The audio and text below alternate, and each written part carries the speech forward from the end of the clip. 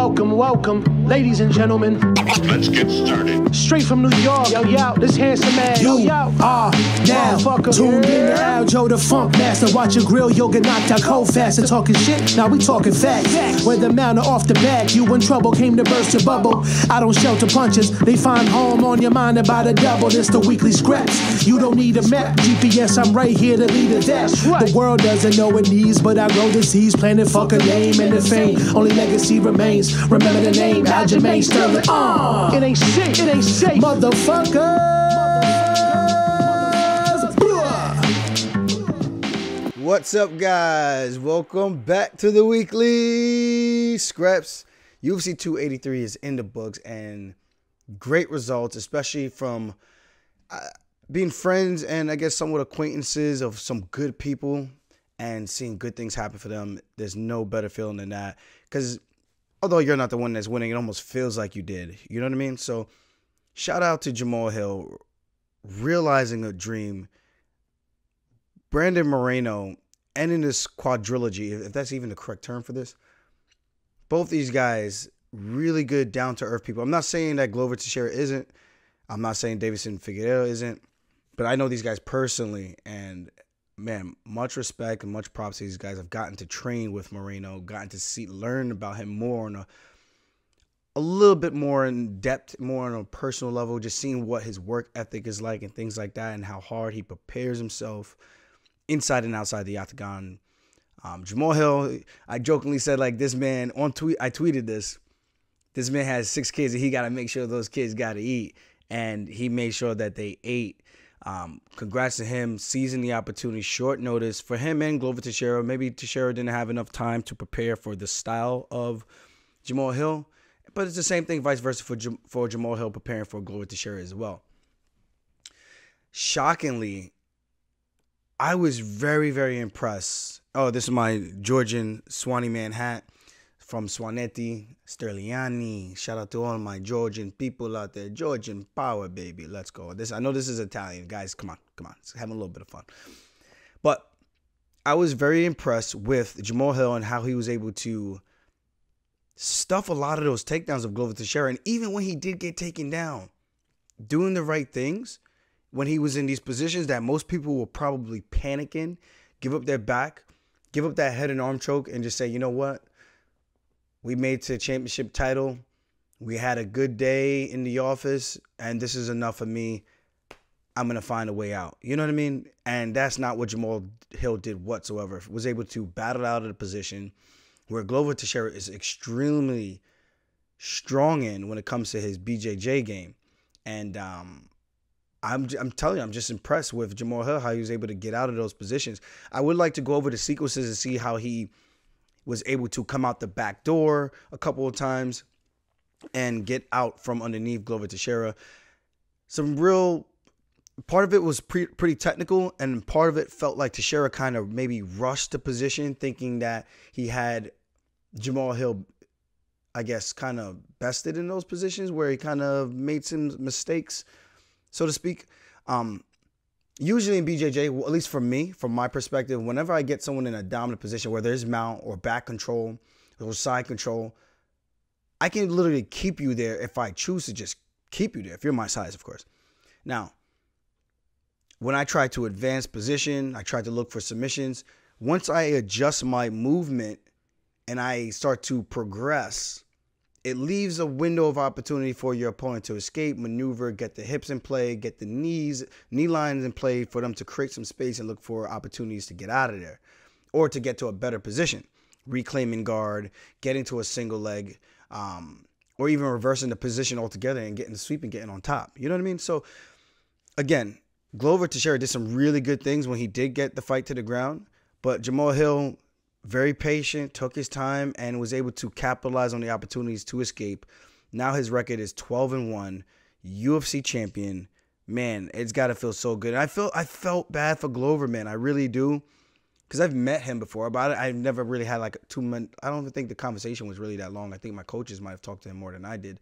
But I know he's a good dude, good family man as well.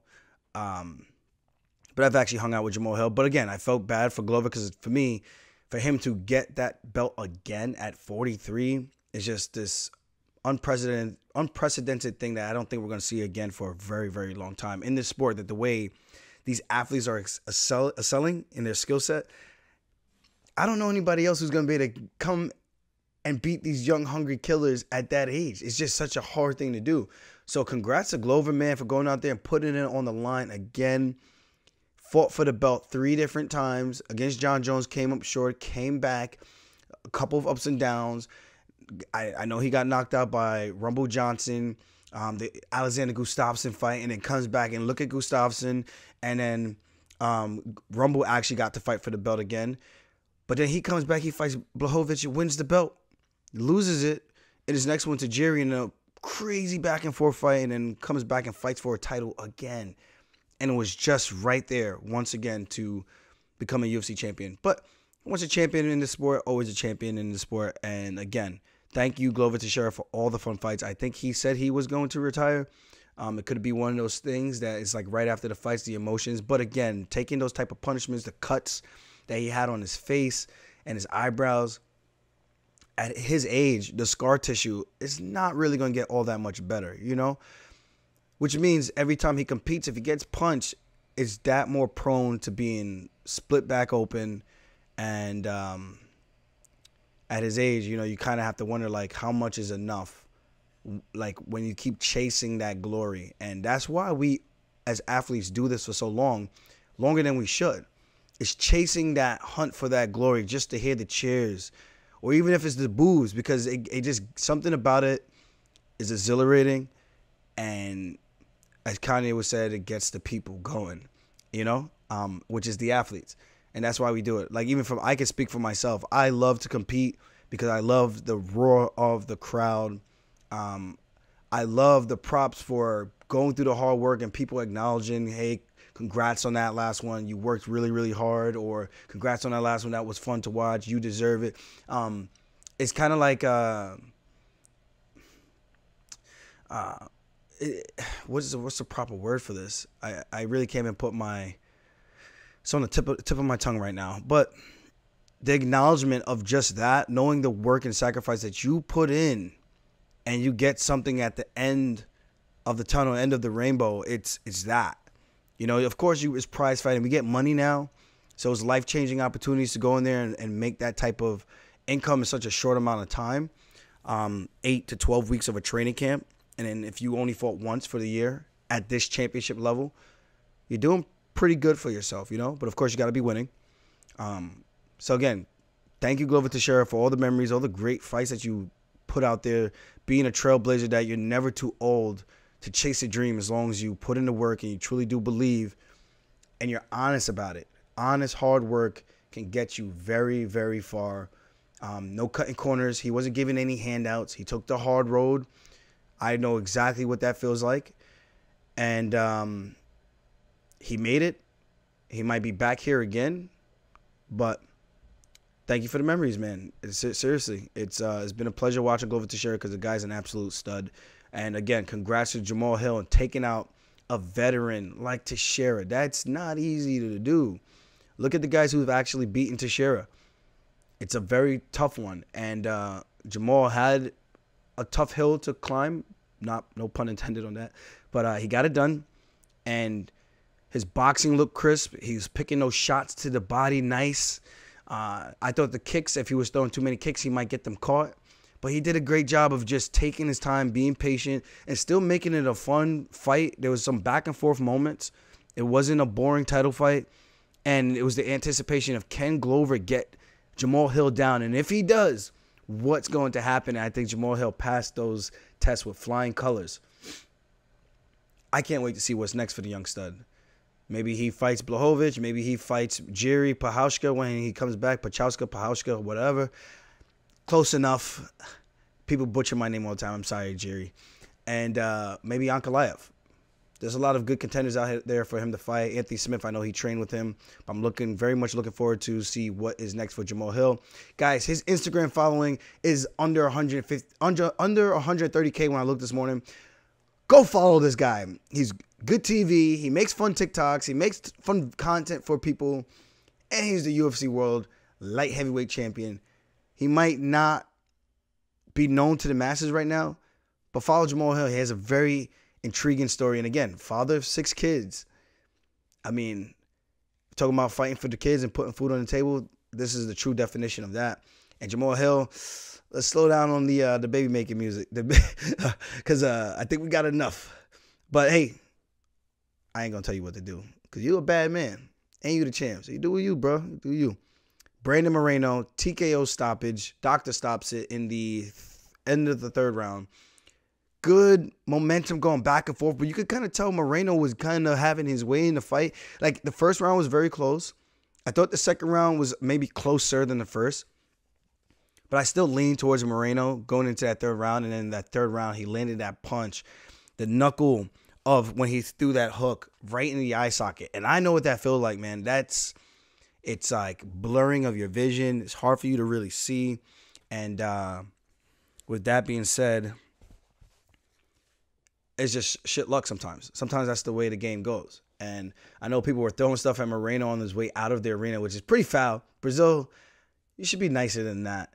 I believe his wife was behind him. My fiance pointed that out. And I was like, dude, that's so messed up. Like, the guy won. He fought a fair, legal fight. Figueiredo came up short. He gave it all he could. But sometimes that's just the way the game goes. Figueiredo's going to come back. I know he's coming up to 135, which very, very intrigued by that to see how he does. I know he's a big boy. Reminds me of myself. I think he's an in-betweener, though, like myself. Not big enough for 135. Not the smallest 35er. And I'm not the biggest 45er, but I'm also not the... Maybe I'm probably one of these smaller guys at 45, I think, if I go up. Or should I say when I go up. I thought it was a great fight. A lot of back and forth for the most part. But again, I thought Moreno's mixing in the wrestling is one of those things I felt like was missing from the 3rd fight that they had. It was more so boxing focus, which gave Figueiredo more opportunities to hit those takedowns. And I'm like, Brandon, if you, and I didn't tell him this, but I'm just saying in my head, I'm like, if Brandon goes out there and he wrestles Figueiredo is going to get tired. He's very muscle bound. You look at the physique difference. And that tires you out. There's a lot to be said about that, having a lot of muscles coming into these fights. And I think that might have played a big factor in Figueiredo slowing down, because he looked great on the scales at the weigh-ins. I don't think he was overly drained. I think he had a proper weight cut this time. And again, it's just tough. It's just one of those things. We all go through it, but we make the weight and we show up and we compete. I just think it was Moreno's night. And I do think if these guys fought 20 times, Moreno should win about anywhere from 13 to 15 of those fights, I would say, because it's that evenly contested. But I do think Moreno is slightly better in skill set. But if you have a situation like this where you get punched in the eye and you can't see, it changes things. Good thing they didn't let him continue, because it was only going to get worse. If his other eye got shot, that's not a good night for Figueiredo and his family, you know? So very good fight. And for the guy who said Figgy and Cejudo will kill Moreno and Sterling, guys, I'm just saying, if this was a tag team match, we're up 1-0 right now. That means the two of us get to jump Henry. Henry, bring that shit, baby. Bring it. And, you pulled out the fight. Guys, there was never a fight. I never signed a contract. So there was never a fight. It was discussed. I said I would like to fight Henry. It was never a contract. So don't say I pulled out of the fight. I didn't pull out of the fight, because there was never a fight. It was discussed. It was something that we both wanted. But again, as I told them, the matchmakers, I need to make sure I'm A1 first if I'm going to fight Henry Cejudo. If it's O'Malley, if it's anybody else that's more of a striker, I'm willing to roll the dice again and see how I do. That's just me. And if I lose, I lose. That's the way the game goes, man. Life goes on. Sometimes people just get too hung up about things, and that keeps you in one position. You want to progress, you know? And the only way to progress is to take those lessons from those L's and see how you can get better and improve in your life. And that's it. That's all you can control. And when you can focus on what you control, it gives you better management of expectations, because at least you know you did everything that you possibly could to win. Babe, can you turn that on for me? The one right here that's facing me? Yeah, this one. Yeah, just turn it on. Next up, we have Gilbert Burns versus Neil Magny. This was a fight that I felt like if Burns were to gas himself out, Magny would come on late and have a good night. But Burns is just one of those guys, like his style. Like if you look at who's Magny has lost to, his most recent loss, Shavkat, if I'm not mistaken. Let me see. Shavkat, guillotine choke round 2.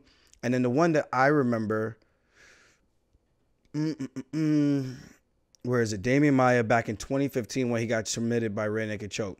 Okay, I know that was a very long time ago. And after that fight, props to Neil Magny because he went to Damian Maia's seminar to work on his grappling. Cool. Very humbling. And to humble yourself low enough to go to someone who literally just beat you and go learn from them, that's a lot of props, and that takes a man to realize that and to do something like that. It takes a lot of balls and maturity to want to do something like that. Then he goes on the Ariel Helwani interview, and he talks about his matchup with Khamzat Chimaev in grappling. And he goes, he effed around and found out. So me, I'm putting the pieces to the puzzle together. And I'm like, if I'm Burns and I'm listening to this, or I'm Burns' camp and I'm listening to this, I'm like, why am I going to risk a whole lot of boha and start scrapping it up with Neil Magny, who's very durable, very tough, and he manages to stay in the fight. And then he starts to pull away.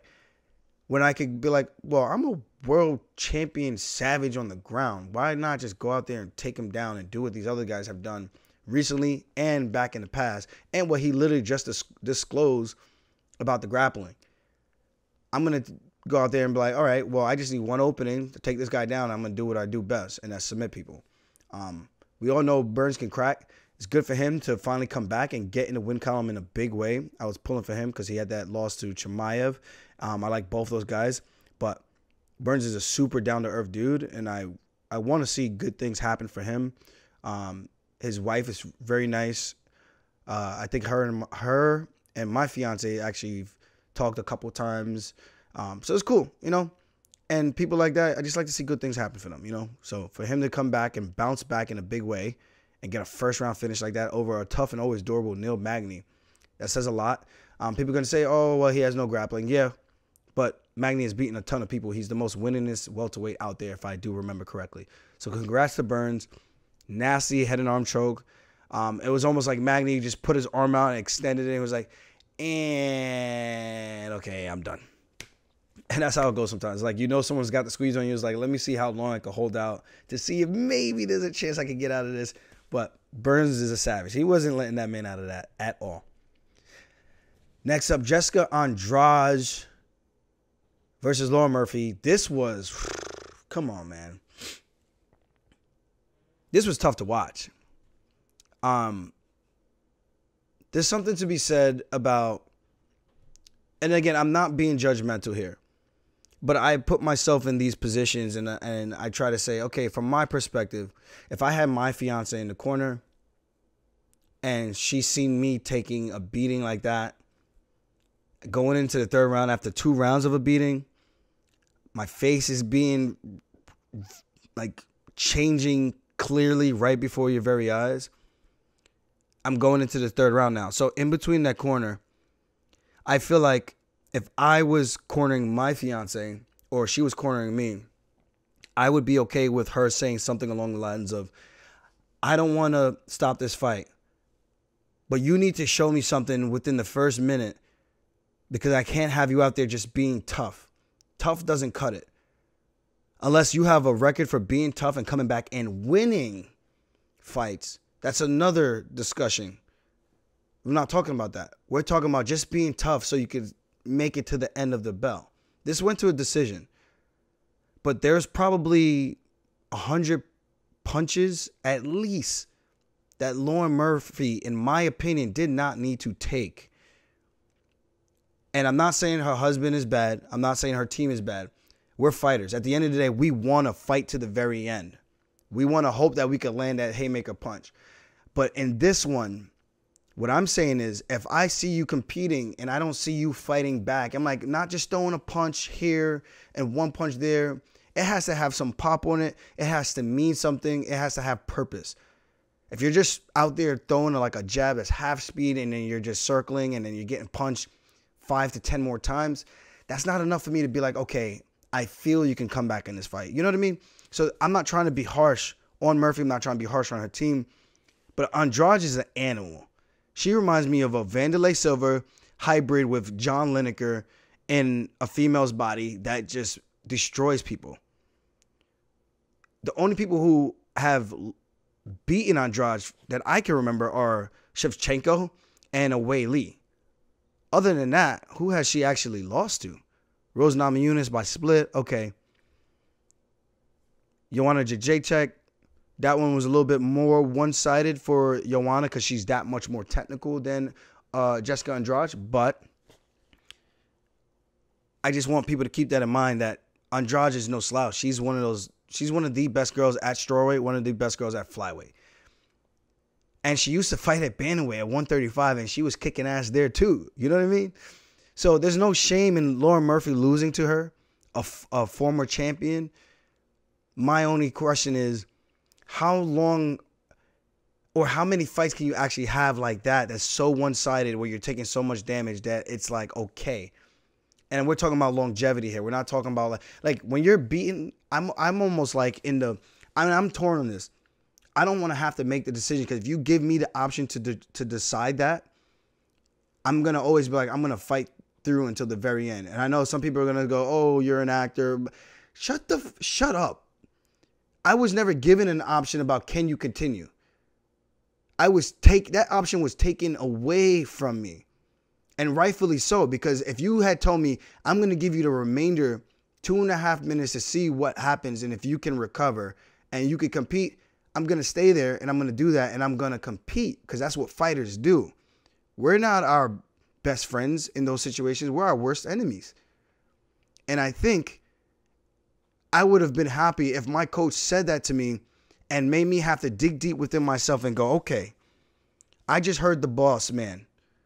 What am I going to do to give myself an opportunity to stay in this fight and to show that I can still have a chance to win this? And that's the most important thing. We don't want to sit here and just be a punching bag.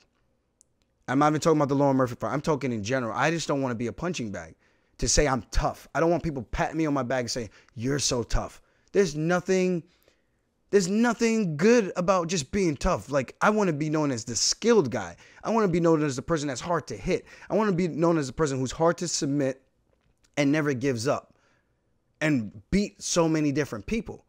Not that you are one of the toughest people out there and it's like, oh, what do I get? Like, you're going to get me a beer for just being tough? You're going to get me an ice pack for my face as well?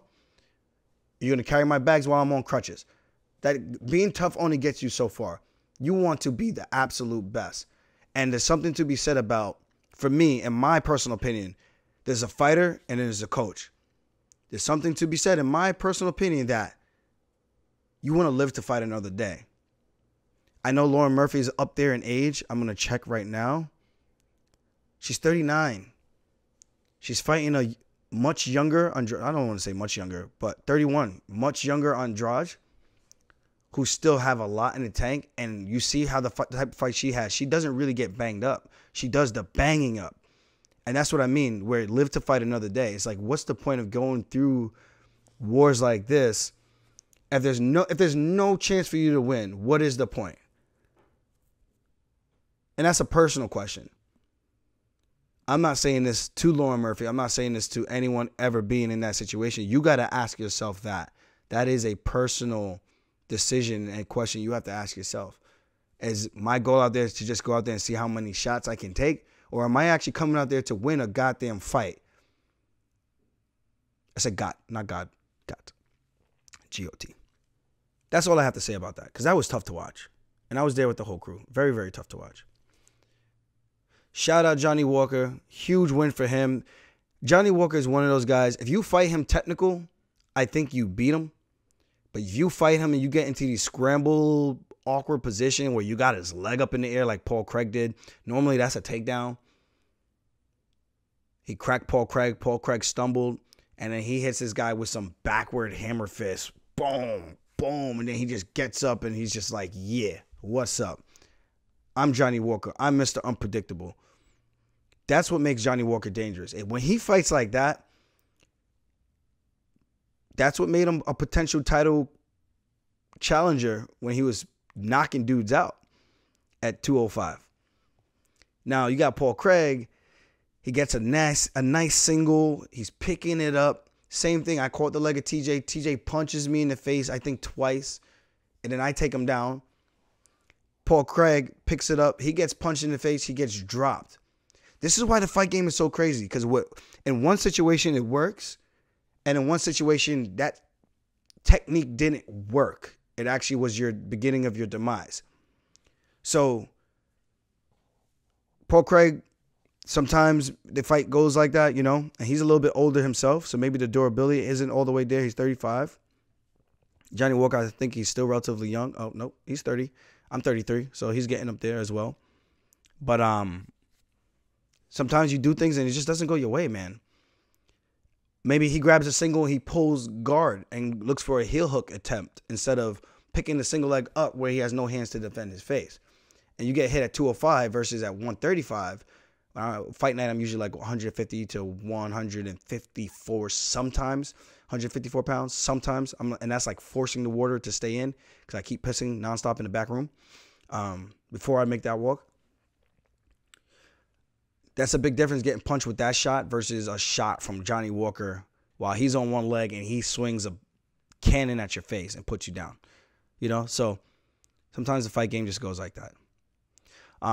We're not going to get into too many of these fights, but honestly, there was a lot of great fights. I can go on and on and on about this. Some honorable mentions: Bruno Ferreira knocking out Gregory Rodriguez, RoboCop. That was savage. I don't think anybody saw that coming. RoboCop's one of those guys. He's just kind of super durable. And you see him on the Contender Series, and he's been putting the lights out of a lot of people. And unfortunately, his lights were the ones that were unplugged that night. And sometimes it goes like that. Sometimes it really goes like that. Teixeira, farewell fight for Mauricio Shogun. I know everyone was saying his celebration was disrespectful, but then he did it at the press conference and was saying like this is just one of his duelist celebrations. I don't know. I try not to look into things too much. I'm pretty sure he's a fan of Shogun, and it's just one of those things when his nickname is actually the duelist. He's 26 years old, so maybe he might not even know who Shogun is, to be honest. Until like seeing highlights, because Shogun's 41. So, who knows? You know what I mean? It's just one of those things. He could only truthfully answer that question. Hopefully he wasn't trying to be disrespectful to Shogun. I know a lot of people are giving him some flack after that. But it's just one of those things. It's the rush of emotions. The same thing even with me. Like, I know I danced and, did the whole Fortnite thing after fighting TJ. But even, I think before that, I think it was before that, I went over to him after I celebrated a little bit. I went over there and just told him, like, yo, man, super respect. Like, for you for even taking this fight. And let him know, like, he was one of the guys I looked up to, man, for a very long time. And even though I knew and heard about him cheating from the, the alpha male squad, that he was doing this for years, I still respected the body of work that he was able to accomplish as a competitor. So it is what it is. And sometimes you fight those guys that you looked up to, and sometimes you got to do what you got to do. Not sometimes, all the time you got to do what you got to do. So shout out to Mauricio Shogun for stepping up and giving us one last dance. It's just tough to see your idols and some people that you looked up to go out like that so many times in a row, because that's kind of like the lasting memories that you end up having of these guys. No one likes that. No one likes that at all. It sucks. Thiago Moises, he submitted Costa in the second round. Moises, I don't think I'm out of place for saying this. I think he's a featherweight that's had a lot of success at 155. But let's be honest here. The size difference in these fights that he's been having recently with these bigger guys. Let's look at it. Costa, Alvarez, Makhachev. Those guys, mainly those guys. Those guys have been on the bigger side. Even Bobby Green. Those are bigger 55ers. Michael Johnson doesn't really count for me because he actually made 45 himself. So what I'm saying is I think there's room for him to have a higher ceiling if he were to go down. But again, you lose something when you go down, especially when you're not used to handling the weight cut and then being able to perform like that on fight night. Like even Ally Quinta, we talked about this. We've talked about him going down to 45, but we do know if he goes down to 45, that's going to be like, it's just a tough weight cut for him. Like it's a tough weight cut for him to get down to 55. But when you look at his frame, even when he fought like a Masvidal, when he fought Chiesa, when he fought those guys were so much bigger than he was because those guys were really good at cutting weight. And some people just wouldn't do as well cutting the weight. Like even talking to Merab, like he talked about going down to flyweight, he would try to do a test run. Yes, but he could possibly make it, but will he perform the same at 25? Will Al perform the same at 45? There's something to be said about that. So you got to kind of keep those things in mind and in consideration. And I think that's what it comes down to. But Moises is having success. At the end of the day, I think if he were really trying to make a legitimate run at a title, I think 45 is his best bet, but only if he does it correctly. That's all I'm saying. Congrats to him on getting the win. Costa fought tough, but eventually he got cracked, and Moises was able to get him down and put that BJJ skill to the test and shine. Shout out Cody Stamann. Great, solid win. The only thing I don't understand is he keeps calling out Merab. Why do you keep calling out Merab? Let it go. Let it go. Let it go. Cody Stamann, let it go. Sometimes we lose to guys that we think that we're better than. Like, even if you are correct that you are technically, on a technical standpoint, better than Merab. On that night, Merab was better. I'm pretty sure I've gotten away with one against guys that might be better technically. At least they might feel that way. And guess what? But that night I was better. I still feel like I'm technically better than Marlon Moraes. But the night he sent me to the shadow realm, he was better that night. More focused that night. Sometimes you lose. And that's part of life. You got to let it go and move forward. Because otherwise, what are you holding on to? I don't get it. And I see him all the time at the PI. So I'm going to see him. And he might see this clip. And it's just like, I got no ill will to the guy, but it's just like, dude, what are you doing? You got to get over it at some point. You really do.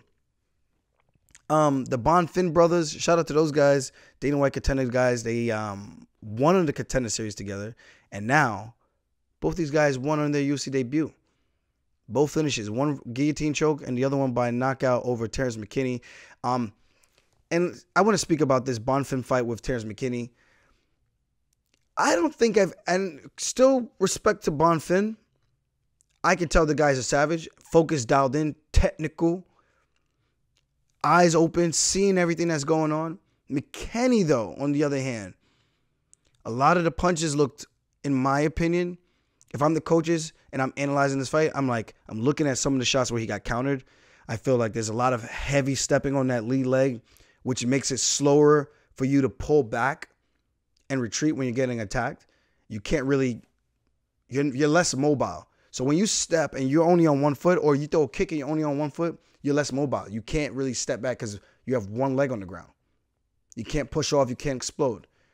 You're stationary. A lot of those counters happen in those positions. And even with the takedown, he got the takedown, but it was a little bit rushed. And I feel for his wrestling pedigree in the grappling department, is way better than what actually showed. And I don't know if he took this fight lightly. I don't know if there were some outside factors. He didn't look zoned in like I felt like I've seen him in other fights. Like, yeah, he was bouncing around. That looked normal. But there was like a disconnect in the way he was throwing his strikes, even in the Drew Dober fight. And I'm just making connections. I don't know shit. I'm just making connections in what I see, analyzing what I see. But the technique didn't look as sharp and as crisp as I seen it before, even in the loss to Drew Dober. So something looked a little bit strange to me in that first round. And I think his coaches might have did him a disservice telling him that he outstruck him. If I'm the coach in that situation, and I'm only saying this is like a harsh, not harsh, this is like tough love, what people will call it. And this is just being a straight shooter. And for me, this is what I want. I want people to tell me straight what they think I did wrong and what they think I could do better, and we can have a dialogue. McKinney and I, we've talked before. We're not like super tight, but I respect the dude. We've talked about certain things with like management and things like that before in the past, And I helped give him some guidance on some things that helped me get through and the things that I've dealt with in that space. So yes, it's not like a full-on relationship like myself or Marab, because maybe that I would say this behind closed doors. But this is a podcast, and I got to be honest, and I got to keep it real. If I am in the corner of McKinney in that one, I'm telling him to maybe let's look for combinations, get this guy to commit on his strikes because you know he's looking to counter you, and let's level change and look for our body locks, push him against the cage, and look for our reaping of the legs to get him down on the ground. Because if in that position, it at least gives you more opportunity to, one, it's going to be a boring fight, guys. Hey, I'm just fully disclosing that right now. But to win a fight like that, the way he showed up, let's press him against the cage, take away his offense, slow him down, knees to the legs, knees to the body. Let's look for back control. Let's look for our daggy standing handcuff, which is just a 2-on-1 wrist ride, the way we do it in American style wrestling, and see what happens. Let's not try to trade with this guy in space. Telling him that he was winning the striking exchanges, to me, that was a major red flag, and it made me think, and I had to go, it's either I didn't really watch that first round correctly, or maybe they're seeing something differently from the corner perspective. But you can see McKinney looked very uncomfortable every time Bonfim was throwing those haymakers. And that was the difference. Bonfim was biting down his mouthpiece and committing to those strikes whenever Terrence would throw I don't want to say a lazy jab, but a jab that was super overcommitted where he was stepping in so hard that he was out of position that where he got countered, he couldn't pull his head back. Too much weight on that front foot. If you're going to step in and stick the jab, but be able to bring it back so that you can move and be mobile. He had one foot off the floor. Even when he threw his cross or the haymakers, it was like, and I don't want this to come off like mean or anything like that, because I'm not trying to be mean. I just think there's a lot of teachable lessons in this one that I think Terrence McKinney is going to be able to look back on and grow from this.